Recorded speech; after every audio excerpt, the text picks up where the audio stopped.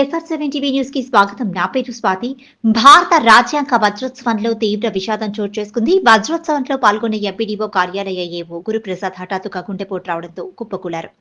అన్నమయ్య జిల్లా రకిరెడ్డిపల్లి మండల ప్రజా పరిషత్ సభాభవనంలో ఎంపీడీఓ రెడ్డయ్య అధ్యక్షతన భారత రాజ్యాంగ వజ్రోత్సవ సభ నిర్వహించారు. ఈ సందర్భంగా ఎంపీడీఓ రెడ్డయ్య మాట్లాడుతూ 1949వ సంవత్సరం నవంబర్ 26వ తేదీన భారత రాజ్యాంగం అమల్లోకి వచ్చిందని, భారత రాజ్యాంగానికి రచనా వ్యక్తులుగా డాక్టర్ బిఆర్ అంబేద్కర్ అధ్యక్షతన రాజ్యాంగం రూపుదిద్దుకుందని, స్వాతంత్ర్యం వచ్చిన తర్వాత రాజ్యాంగం అమలు చేసుకోవడం జరిగిందని, అన్ని మతాలు ఒకటే అనే భావంతో రాజ్యాంగాన్ని రచించడం జరిగిందని, కాబట్టి ప్రజలందరూ కూడా ఐక్యతతో ఉండి మన దేశ అభివృద్ధికి పాటుపడాలని తెలిపారు. సభ ముగిసిన కొద్ది నిమిషాల్లోనే ఎంపీడీఓ కార్యాలయంలో అడ్మినిస్ట్రేటివ్ అధికారిగా పనిచేస్తున్న గురుప్రసాద్ హఠాత్తుగా గుండెపోటు రావడంతో ఉన్నట్టుండి కుప్పకూలారు. అక్కడి నుంచి ఎంపీడీఓ కార్యాలయ సిబ్బంది స్థానిక ప్రభుత్వ ఆసుపత్రికి తరలించారు.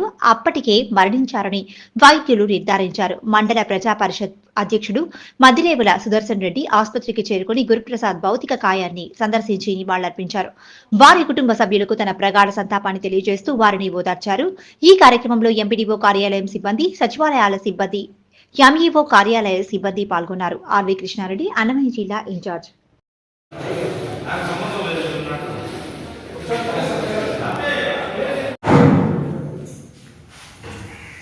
ఎందరో వీరుల త్యాగం భారతదేశానికి స్వతంత్రం లభించింది. 1947 ఆగస్టు 15వ అర్ధరాత్రిన భారతదేశానికి స్వతంత్రం వచ్చింది. ఆ తర్వాత భారతదేశానికి ఒక రాజ్యాంగం అనేటువంటి ఆలోచనతో దాదాపుగా 285 మంది సభ్యులు ప్రపంచంలోని అన్ని దేశాలలో వారి యొక్క అభివృద్ధికి కాంక్షిస్తూ ఈరోజు రచనా వ్యాసం జరిపారు. ఈ యొక్క భారత రాజ్యాంగ పరిషత్ అధ్యక్షుడు బాబు రాజేంద్ర ప్రసాద్ గారి ఆధ్వర్యంలో దాదాపుగా 11 ముసాయిదా కమిటీలు ఏర్పాటు చేయడం జరిగింది. ఆ యొక్క 11 ముసాయిదా కమిటీలో ఒక ముఖ్యంగా చర్య తీసుకొని ఈ అంబేద్కర్ గారు ఉండేటువంటి ఈ యొక్క ప్రేమలు రచనలో ఆ యొక్క శక్తివంతం లేకుండా ఎంతో గొప్ప చేయడం జరిగింది.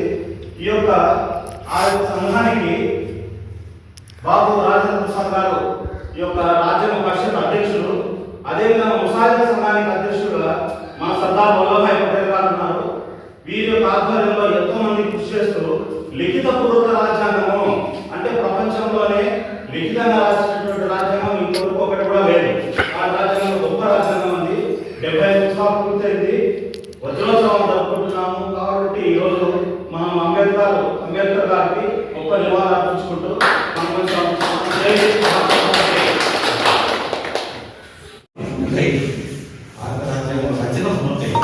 దీంట్లో 7 మంది సభ్యులతోటి రచనా కమిటీ ఏర్పాటు అవ్వడం జరిగింది.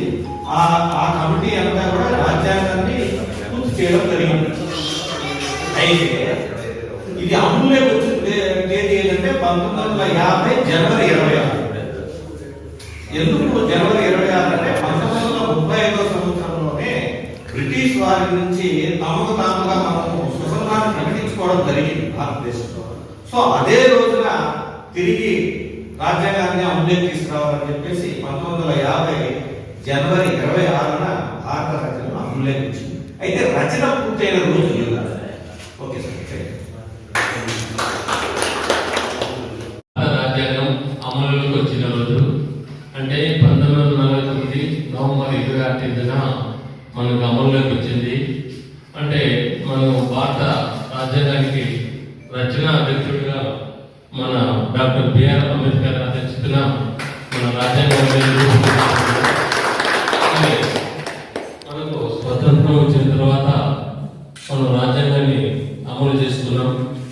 కాబట్టి ఇందులో మనం చాలా మంది మన భారతదేశం లౌకిక రాజ్యం అంటే ఏ మతానికి ప్రమేయం లేనటువంటి అంటే అన్ని మతాలు ఒకటే అనే లెక్కన అంటే ఆ ఉద్దేశంతో లౌకిక రాజ్యం పేరుతో మనకు భారతదేశాన్ని రచన మనం చేయబడింది. రాజ్యాంగము అంటే మనకు అంటే ఏ మతం అంటే అన్ని మతాలు కూడా ఉండొచ్చు, అన్ని కూడా సమానమే అనే విధంగా మనకు రాజ్యాంగం పొందుపరిచి అందరూ కూడా స్వతంత్రాన్ని ఇచ్చారన్నమాట. జై హింద్.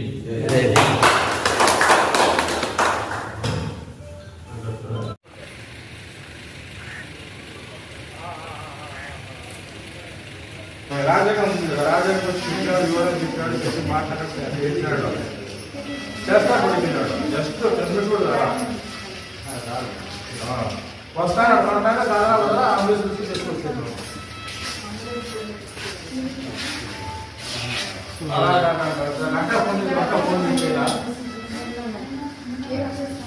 ఆయన మెడలో ఐడి కార్డు ఉంది చూడు, ఇంకే డ్రెస్ ఏమని దాంట్లో ఫోన్ నెంబర్ వాళ్ళ భార్య దేవుడు ఫోన్ నెంబర్ ఫోన్ ఉందండి.